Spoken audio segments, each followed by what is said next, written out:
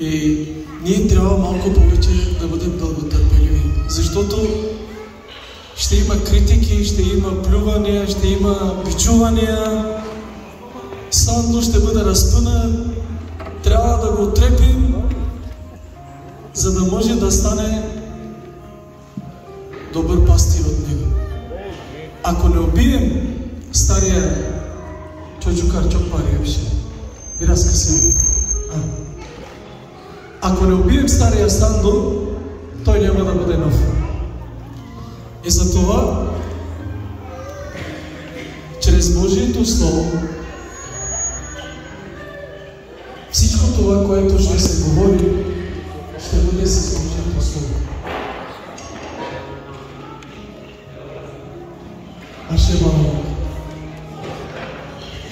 Трябва да бъдем малко повече търпеливи, защото сега нашия говорител, пастор Пинко, когато стане, той ще проповяда онези неща, които пастирът трябва да ги направи.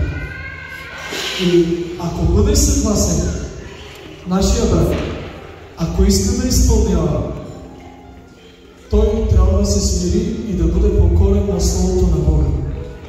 Но ако не иска, а иска да бъде директор на това стадо, няма да бъде купуван, няма да бъде помазан. Защото на нас не ни трябват директори, на нас не трябват покорни слуги на Бога. Онези, които се покоряват, те ще бъдат Божии.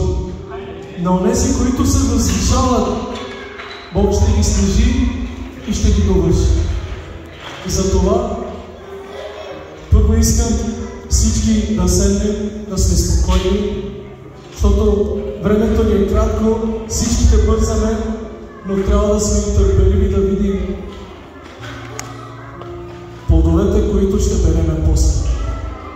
Ако няма плодове, то няма смисъл за нищо. И трябва един да се моли за това, което ще сеем. И всичко това, което ще сееме, ние ще бъдем свидетели. Някои сме участници за първи път как ще стане един човек или един брат пастор. От дякон на пастор как се става, и аз исках да видя много. И когато видях, леле, само това ли? То не боли, но след това боли, братя. То, когато се става, не боли, но след това боли. Защото тежестта става многократно по-тежка. И аз благословям всички мои братя, които са дошли да присъстват на това бичуване. Бичуване казвам, че ще се молиме за него, ще го благославяме и след това вече той ще стане един нов мъж на вярата, ще стане един достоен пастир на стадото. Амин. Амин казвам.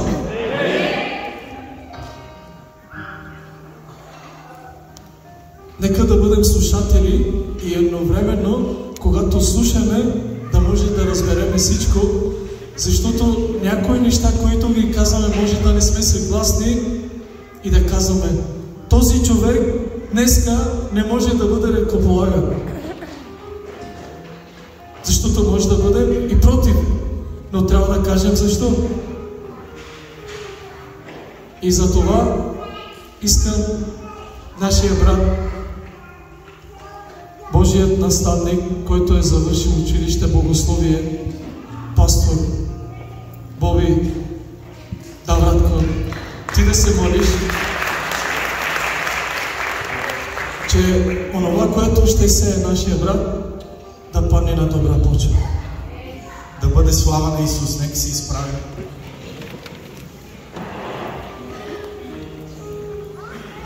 Аз имах една молитва днеска и молитвата ми беше по-малко ние да говорим, повече да говори Бог. И затова имаме нужда от Твоето Слово. Затова имаме нужда от Твоето вдъхновение, Боже. Имаме нужда от Твоето докосване. И се молим тази атмосфера да бъде свята, да бъде духовна. Да дойде разбиране от Духа какво се случва на това място. За това велико таинство, за това велико благословение. Той мъж да стане днеска пастор. Той мъж да тръгне по Твоя път и да върши Твоята воля. И според както се моли моят прекрасен брат, да има сила, да носи на бой, но и да преживее великите благословения и слава, които Ти си приготвил за Твоите служители. Затова ние благославяме и брат Димитър. Ти да говориш чрез устата му, да го вдъхновяваш, да му даваш дори пророческо слово. А на нас, Господи, дай смирен дух. И нека видим славата Ти. Амин. Амин. Можете да седнете. Сега мисля, че всичките сме готови. Епи мислам за ресартика. Кардашевис Шимдинен Конушачак, нашия брат, вече какво ще говори чрез Словото на Бога. Ние трябва търпеливо да изслушаме, да видим дали вярно говори чрез Словото или е вярно. Затова Бог да го употреби, Бог да му сложи думите в устата му и Бог да направи така, че всички чрез Словото на Бога да бъдем изобличени и да приемем Словото за поправление и за наставление. Брат Митко, бъде благословен.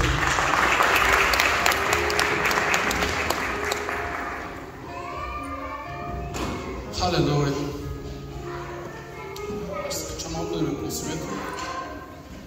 Ще помоля само да ще вземат своите места. Днес е специален ден за тях.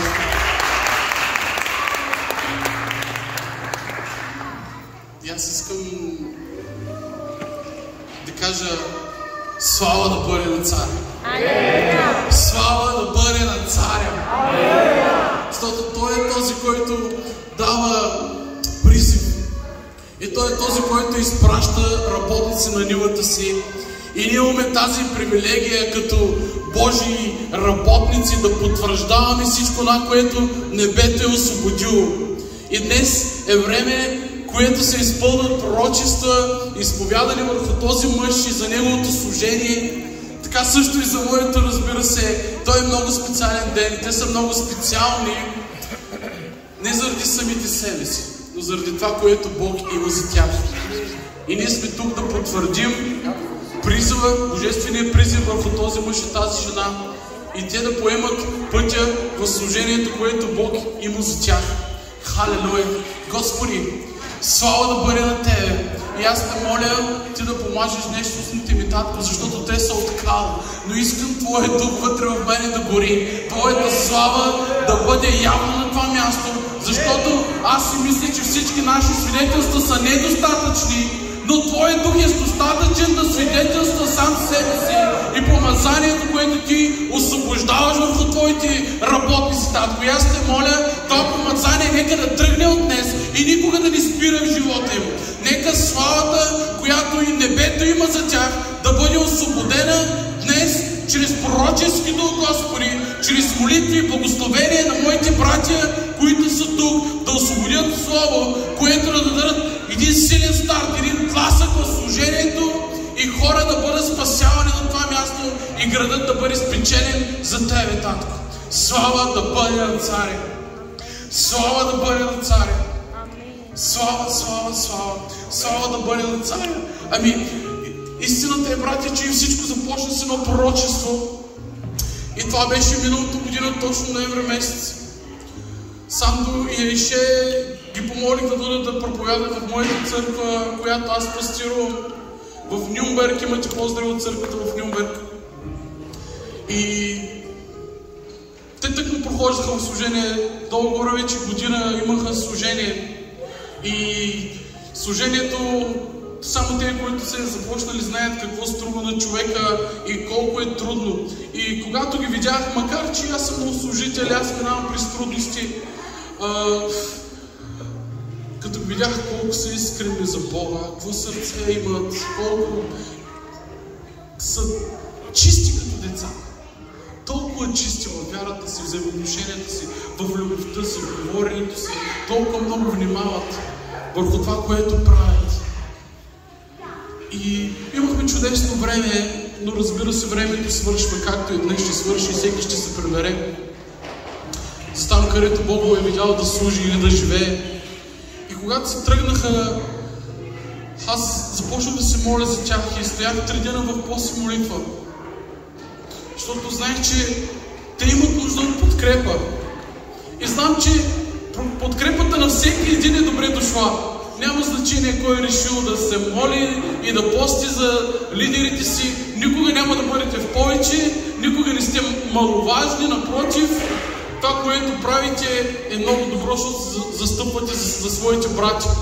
И още в първия ден, в поста на молитва, и няма да забравя, просто се прибирам към вкъщи. Не знам дали той понеделник е било, защото не знам какъв ден. Но в първия ден на поста прибирам се и даже знам пред кой стофар, защото е пред очите ми и долу горе на почти 2 км преди да се прибера вкъщи. И се моля за тях и се моля. И чувам в духа до година по това време. И аз продължавам да се моля. Какво по това време? И дойде втори път. До година по това време, и трети път. До година по това време. И аз тогава разбрах, че до година по това време ние ще да го положим Сандо и Айше за пастиря в църквата в Кълън. И казах: Господи, благодаря Ти, защото нивата е голяма, има нужда от работници. И искам да отворя тук едни малки скоби, не знам кой откъде е. Надявах се да видя хора и пастори от града, от Кьолн, и да ви кажа, че днес ние не издигаме ваш враг, ние издигаме днес ваш съработник. Още един работник на тази вина. И ако служите с наистина чиста вяра, бихте оценили, че града е достатъчно голям за всички и нивата е достатъчно голяма. И ние идваме да публично да обявим това служение, защото това не е служение от човек, служение от Бога. Знаете ли, преди време работя и там ми клеветат един пастор. Разбира се, аз не реагирам по никакъв начин, въобще не знам мотивите на човека, вярно или невярно. Просто го слушам. И той казва: ами да те питам, вика, ти като знаеш, вика, много като си пастир, вика, как се става пастор, вика? Къде се учи? Какво се прави? Къде е това училище, вика, за пастор? Ти бил ли си в такова училище? Еди си кой бил ли в такова училище? И казвам: училища имам. Но призива пастор, вика, ми идва от Бога. И нещо, което ти няма да разбереш, защото той е човек от света, няма как да разбере какво е призив. И към да, ти можеш да се подготвиш за служение, можеш да учиш, можеш и да не учиш, не знам, но аз бих се стъпал за хора, които имат призив от Бога, защото призивът е този, който движи напред. Защото, разбира се, не съм против знанията, сами аз го обучавам, но знаете ли, ако не е призива, не бих направил нищо от това, което правя. И не бих имал сили да продължа да правя това, което правя. А призива е този, който ме държи. И ни говорихме преди малко с Данчо, с Славчо, за неща, които ни заобикалят. И си казваме: призива не държи на това място. Призива. И докато има на кого да служим, и докато Бог ни е дал да служим, ние ще служим. Така че, тъй като започнах с това откровение, което ми е от Бога за тях, искам да ви кажа, че днес, като пътува в колата още едно откровение, това е също една година по-късно. Защото точно в средата, не знам коя беше дата, погледнахме в Facebook, YouTube, защото имахме снимки, но забравих датата, но мисля, че беше октомври. И идвам и се молим, хвалим Бога в колата и се молим с Катя. Доста се молихме. И, Господи, аз знам, че достатъчно е ние да бъдем там и да свидетелстваме Твоята истина, защото Твоята истина е предостатъчна. Господи, аз знам, че имаш и пророческо слово. И знам, че много пъти, когато са ръкополагани тези велики мъже на вяра, заедно с това ръкополагане е излило и пророческо слово. Слово. Господи, какво е Словото Ти?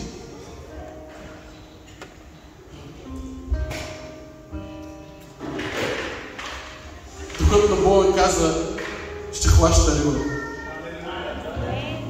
Ще хваща риба. Господи, към благодаря Ти, че ще лови риба. Не ще лови, ще хваща риба.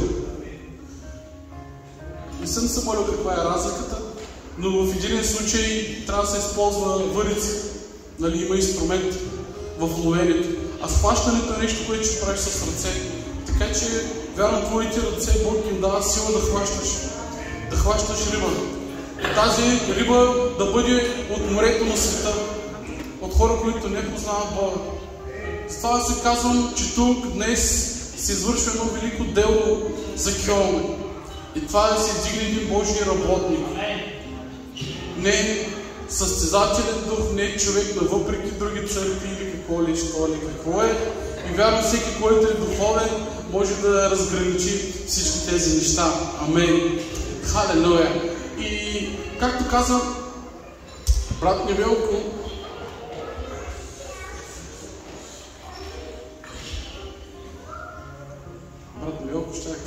ще да цитирам, обаче не спомням какво каза, докато си обърна лаптопа. Да, такива сме. Добре. Да. Нали ще ръкополагаме и защо? Има ли нужда въобще да се ръкополагат те служители? Има ли нужда да се ръкополагат пастири, презвитери, евангелизатори, така хора, които да служат в църквата небесна? Нали нещата се вървят, нали тук той брата без това ни служи. Тя е толкова мила, толкова добра, че даже да ни ръкоположат по сърцето и служи бе хора. По сърцето и слугинско. Вие чували сте как се моли тази жена? Аз като чух, аз се влюбих в този дух на молитва. И не разбирам за какво се моли, защото тя има свобода да се моли на турски и понякога се притеснява, когато сме там. И казвам, няма значение на какъв език. Ти се моли. И аз се съгласявам там, където трябва. Не защото знам турски, защото духа ни води. И това са толкова много свидетелства за това семейство. Но искам да се отворите Библиите, който се носи в Деяния 14 глава, от 21 до 23 стих. И разбира се, по примерите на апостолите, днеска и ние вършим всичко това, което те са вършили някога. Защото Божието Слово няма значение колко от кога е писано, то е валидно през цялото време. Добре си дошъл, обратно. То е валидно през цялото време. Така че ние днес, като новозаветна църква, ние се съгласяме с всичко това, което са правили апостолите. И не само това, но се и стараем да правим всичко това, което са правили, да ги последваме. Така че четем 21 до 23. Като проповядваха благовестието в този град и направиха много ученици, пак се върнаха в Листра, Икония и Антиохия, като утвърждаваха душите на учениците и ги увещаваха да постоянстват във вярата и ги учиха, че през много страдания трябва да влезем в Божието царство. И след като им поставяха старейшини във всяка църква и се помолиха с пост, ги препоръчаха на Господа, в когото бяха повярвали. Амин. Може да седнете. Така че ние виждаме как апостолите, в случая Павел и Варнава, това беше духовният екип, топ екип, който ръкополагаше презвитери. И това ръкополагане беше придружено с пост и молитва. И вярвам, че повечето хора, които са тук на това място последните дни, сте били в пост последните 3 дена и в молитва. И самото ви идване тук на това място е достатъчно свидетелство за какво сте дошли. Така че хората, които изграждаха или направиха ученици, защото започва така, направиха много ученици. А в последното изречение казва, и след като им поставиха старейшини, във всяка църква се помолиха с пост и молитва. Или в началото групата от вярващи биват наричани ученици, но Но след като им поставиха във всяка църква презвитери, старейшини, това са синоними, не се притеснявайте, си казваме различни думи, за една и съща пост става въпрос. Тогава, когато е било поставен старейшината или презвитера, тогава обществото бива наричано църква. Така че назначаването на презвитери отбелязва прехода, когато една група от ученици и последователи стават църква. Това е нещо, което се случва тук с църква, духовно пробуждане. И днеска, библейски, от днес ние може да имаме църква пред духовно пробуждане, защото само църква с поставен ръководител, както в лицето на Сандо и на Ише, презвитери, тогава обществото от християни се нарича църква. Така че, дали има нужда да се поставят служители, вие сами може да прецените. Навярно има нужда. Защото не може да има стадо без пастир. Трябва да бъдат назначени от Бога пастири, които да служат на това царство. И казват, добре, как се случва това? Както каза, сега вече ще цитирам, спомних си. Пастор Велко каза, много е лесно, вика, да ставаш, вика, от дякон пастор. Аз, вика, видях, лесна работа, вика. И наистина, не е чак кой знае какво.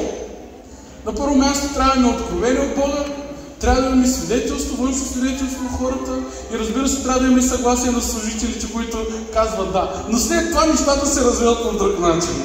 И той е по добър начин, както Бог е намерил за добре, през това, което Бог е решил да преминем, докато служим на тази земя. Така че не е толкова лошо, не се страхуй, бъди силен и смел, защото това, което правиш, не е твоето решение и не е моето решение. И макар и аз днес да извърша този акт, което аз съм толкова благодарен на Бога, че съм тук в Пьо, не мога да направя това нещо, ти никога няма да бъдеш служител заради полагането на моите ръце или полагането на ръцете на нашите брата. Но преди всичко ти си служител на Бога, защото Бог ти е призовал. Амин. Добре, тогава, закон е то с този костюм тук се разкарва, нали, се прави на важен. Ами, защото някой трябва да го извърши и някой трябва да положи ръце. И какво е това учение за полагане на ръце? Защо въобще се полагат тези ръце и какъв е смисъл да бъдат положени ръце? Разбира се, ще ви кажа двете неща. Някой път може би ще направим някакво поучение. Заслужава се да направим, защото ще ни трябва поне 2 сесии да говорим само за полагане на ръце. Но основно лицето, което полага ръце, може да придаде духовно благословение или власт за служение.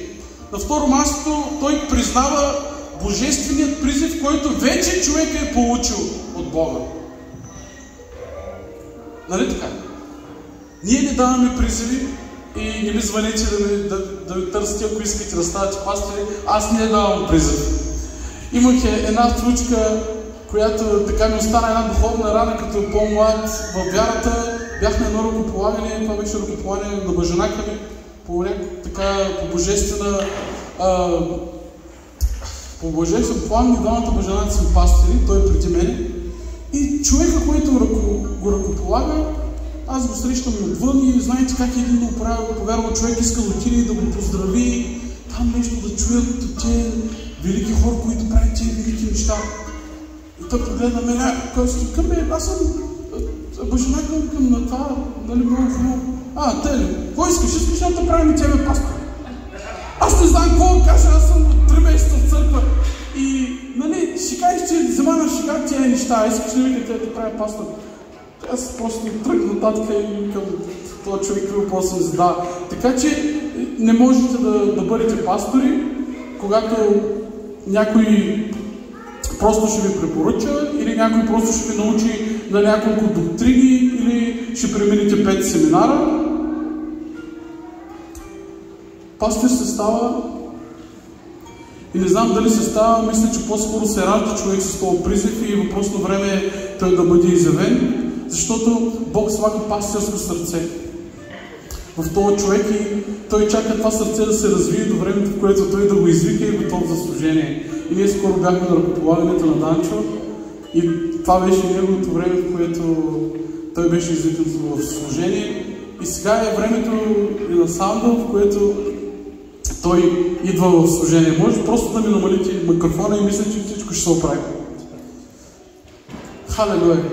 Така че третото нещо, което прави човека, който полага ръце, е публично да посвети човека в служение. Така че това са трите основни неща, които аз и моите брати ще направим тук на това място.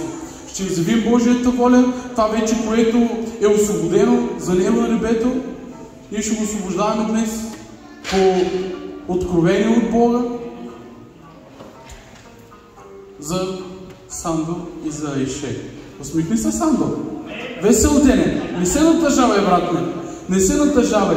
Така че, също така, искам да ви прочитая Ефесяни 4:11, може да не ставате. И той казва, и той даде ни да бъдат апостоли, други пророци, други пък благовестители, а други пастири и учители. Така че, относно думата пастор, тук, която на старогръцки е поимен, е относно човешкия ръководител за една църква и тя се намира само на това място, когато се говори за служението и за служението на човека. Защото много пъти имаме думата пастор споменава, но тя е винаги се отнася за Исус. Знаете, многократно.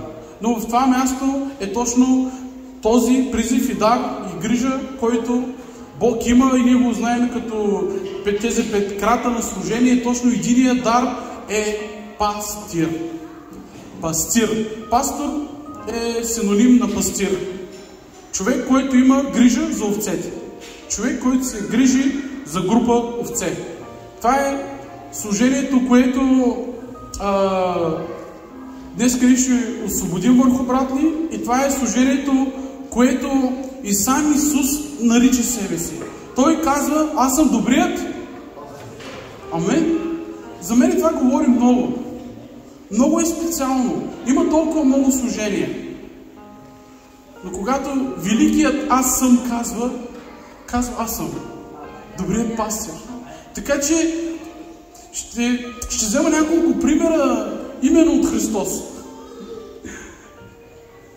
Защо? Защото ако той казва, че аз съм добрият пастир, аз мисля, че трябва да вземем от него и от това, което Евангелията пишат за него, за нещата, които той е правил.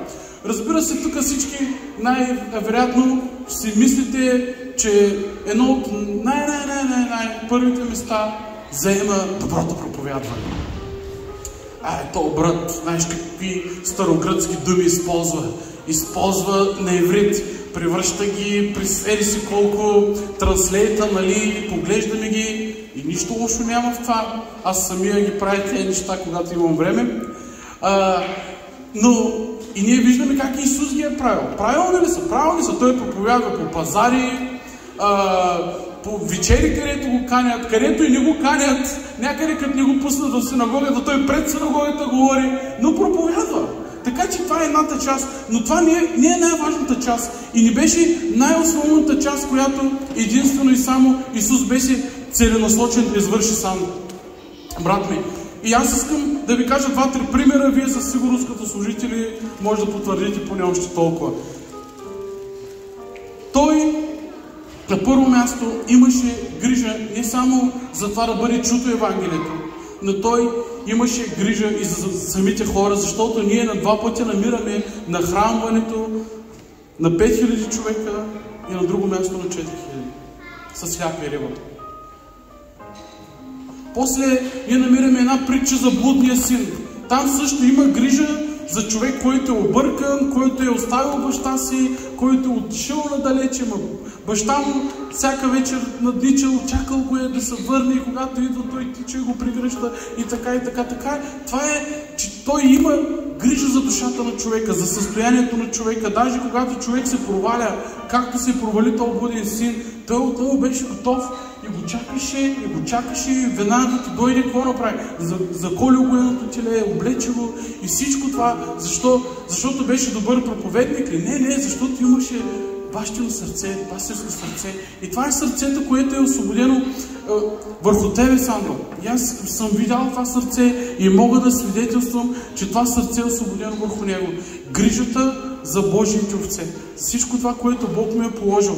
Така че грижата не е само в проповядването, имаме грижа с проблемите с човека, с гладния, с нахранването му. Имаме един човек, един млад мъж, който е обладан с бяс, ням, Матей 9 глава. Сещате се, нали?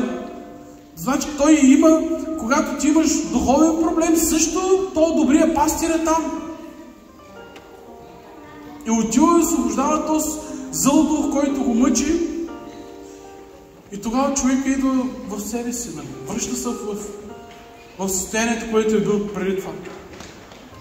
После намираме в Йоан 5 глава, по време на празника се казва, но аз съм така изследвал точно кое е времето и на кой празник, не е трудно и вие да го изследвате, е било най-вероятно Пасха, така че Пасха е най-великия или посещавания празник в Йерусалим. И може да разберете, в ден на празник трябва цялата държава, целият Израел да отиде в един град.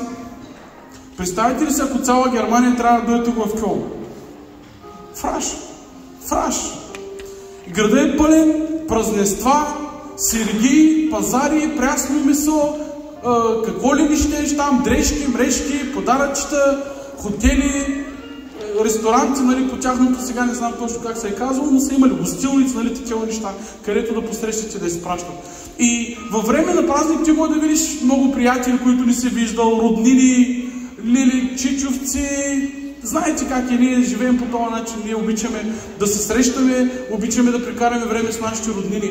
И в Йоан 5 глава той отива там и вика, още като влиза, вика, отива до едно място, което е наречено, близо вика до овчата порта, има една капалня там. И тази капалня множество болни, витези. Аджаба, какво правиш ти по време на празник, на Пасха, при тия болни хора? Знаете ли колко пъти, когато съм звънял на Сандо, къде съм го намирал? Именно по къщите, под тези хора, които служат. Може да е неделя, може да е празник, може да е събота, може и в същия ден някой негов приятел да прави сватба. Последния път, когато правихме водно, имаше някакви сватби. И вика, аз вика също ще отива на сватбата, ще уважа тия хора, но аз имам първо да извършим такова водно кръщение и ние заедно с него направим това водно кръщение. Защото трябваше да извършим Божията работа и ако има време, ако ще в 7, в 8 и в 9 вечерта, той ще отиде там, ще остави дърс. Но първо, кое трябваше да направи? Той не избяга на празника. Той отиде първо там, където имаше нужда от него. Така че, ако мисля, че почвате да си създавате представа какво е пастирското сърце. Не е като пророческото сърце. Въобще не е като пророческото сърце. Не, брат ми. Не го казвам против някого или нещо. Съгласен. Да, защото можем... Той си съгласен, защото можеш да го потвърдиш с Библията. Нали така? Не може да го потвърждаваме. Не говорим просто шеги, но в тези шеги има истина, защото потвърждаваме с Божието Слово. Така че нямаме нищо против пророците. Напротив, ние имаме нужда от пророци. Аз самия съм ръкоположен от пророк. И така, че нямам против пророците. Истинските Божии пророци. Добра добавка. Истинските Божии пророци. Моисей няма да може да дойде днес. Халелуя! Така че добрият пастир е добър овчар. И искам да ви дам само още един пример, който е много добре познат. И когато ние си говорим за добър овчар и добър пастир, след името Исус, което веднага изникна в представите ни, следващото име, което изниква е Давид. Давид? Да. Идва пророка да помазва новия цар на Израел, влиза в Исеевия дом. Исей си показва момчетата здрави, яки, силни. По-късно гледаме тия момчета отиват там на фронта. Исей, това всичките твоите момчета тук ли са, бе? Тук са, бе, брат. Моли се Моисей, Моисей викам. Нещо, някой липса, бе, брат ми. Чакай, имаме още малко момче тук, посеяни овце. Няма ли да го извикат? Го извикат да седне тук, защото има помазание за него, има служение за него. Така че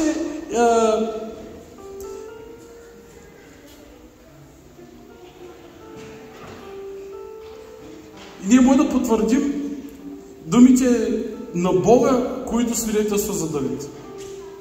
И може да ги намерим в Деяния 13 глава, 22 стих казва: и като махна, като махна благоволението си върху Саул, и им издигна Давид за цар, за когото и свидетелства, като каза: намерих Давид, сина на Исей, човек според сърцето ми, който ще изпълни волята ми, цялата ми воля даже. О, халелуя! Така че човек по сърцето ми, но който ще изпълни и цялата ми воля. Човек, който може да изпълни волята на Бога. Бог търсеше такъв човек да назначи за водач на своето стадо Израел. И знаете ли, вие не сте по-малко ценни от Израел, защото вие сте купени с една цена. И вярвайте в същия Бог. Защо си мислите, че Бог ще ви издигне нещо по-малко от Давид? Човек, който има по-малко сърце. Или човек, който не може да извърши Божията воля. Затова съм тук. Да засвидетелствам, че той може. Свидетелствам, че той може. И да поговорим за Давид, защо точно сърцето на Давид го препоръча на Бога, за да може самия Бог да свидетелства за него.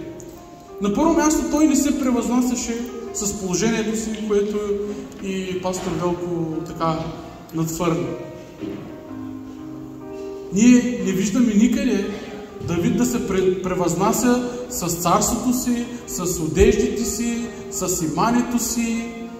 Напротив, неговото сърце за Бога никога не се промени. Ние не виждаме Давид да изигра един великолепен танц, когато беше сложен в царския дворец, когато спа в тези царски сараи, когато имаше големи вечери и имаше и музика със сигурност пред царя. Там никъде не пише, че е танцувал. Нали така? Дайте едно да. Танцувал за Бога. Обаче, неговата радост и неговите танци са описани, когато внася ковчега на завета.